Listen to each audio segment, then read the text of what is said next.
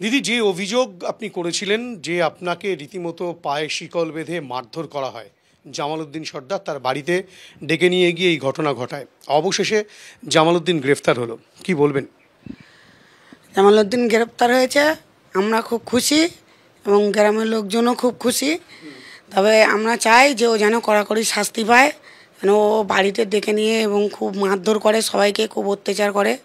গ্রামের লোক এমনিও হচ্ছে কারে ওর দেখে আতঙ্কে ভয়ে থাকতো, আমরাও সবাই ভয়ে থাকতাম। মানে এখন গ্রেপ্তার হয়েছে মানে আমরা সবাই খুব খুশি, যেন ও যেন কড়াকড়ি শাস্তি পায়, যেন বাইরে না বার হতে পারে।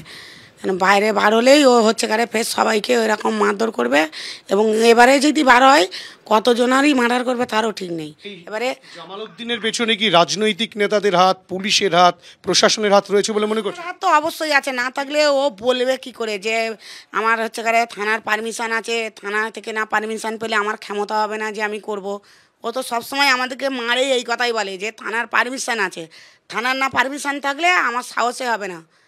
ও পুলিশেরই ধমকি সবসময় দেখায়, তো বলে পুলিশ না রায় দিলে আমার ক্ষমতা নেই যে মেয়েদের এইভাবে উলঙ্গ করে মারবো, টাঙিয়ে মারবো, ওইসব ক্ষমতা আমার হয় না। এছাড়াও এই যে জমি দখল বলুন বা এই যে বিভিন্ন রকম বেআইনি কার্যকলাপও করতো, এক্ষেত্রে কি পুলিশ ছাড়াও স্থানীয় নেতৃত্ব বলুন, তৃণমূল নেতৃত্ব বলুন, শাসক দল বলুন বা প্রশাসনের লোকজন কি যুক্ত? সবাই জড়িত ওর সাথে আছে, কারোর কারণ দল তুলে আমি কি বলবো, ওর সঙ্গে সবাই জড়িত আছে। জড়িত না থাকলে একটা ছেলের কোনো দিন এত সাহস হয় না, তাহলে তো সবাই প্রতিবাদ করতো। একটা দুটো কেস নাই, ওর অনেক কেস। কারোর মার্ডার করছে, কারোর জমি কেড়ে নিচ্ছে, কারোর ভিটে বাড়ি কেড়ে নিচ্ছে, কারোর হচ্ছে কারো মারধর করছে, পুরো এমন মারছে, কারোর মৃত্যুও হয়ে যাচ্ছে, কারোর বিষ খেয়ে দিচ্ছে, কারোর বাড়ি থেকে টাকা তুলে নিয়ে তাকেও বিষ খাওয়াচ্ছে। এগুলো সাহস তো নিশ্চয়ই ওর সঙ্গে লোক আছে, লোক না থাকলেও সাহস পাবে কোথায় থেকে? নিরাপত্তাহীনতায় ভুগছেন?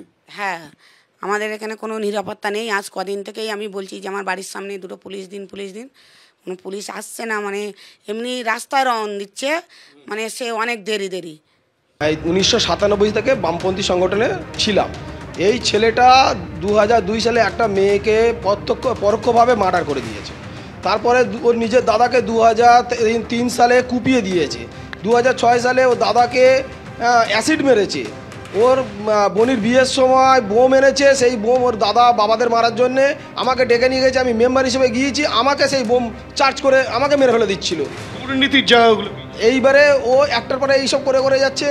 করার পরে পরবর্তী সময় তৃণমূলের যারা এখানে লোকালের নেতারা এবং যারা এই ব্লকের নেতারা, তারা সম্পূর্ণভাবে ওর মাথায় হাত দিয়ে আজকের এই একটার পর একটা জমি কেড়ে নেওয়া, পরের জমির উপরে ঘর তৈরি করে রেখে দিয়েছে।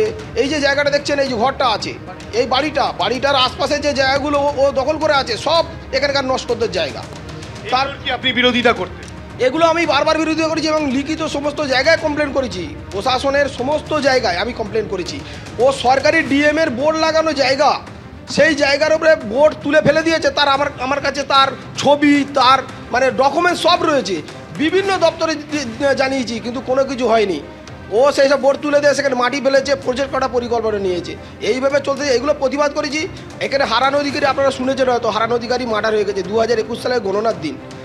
এই জামালের নেতৃত্বে কয়েকশো দুষ্কৃতী, তৃণমূলের দুষ্কৃতী সেখানে আক্রমণ করে তাকে মার্ডার করে দেয়।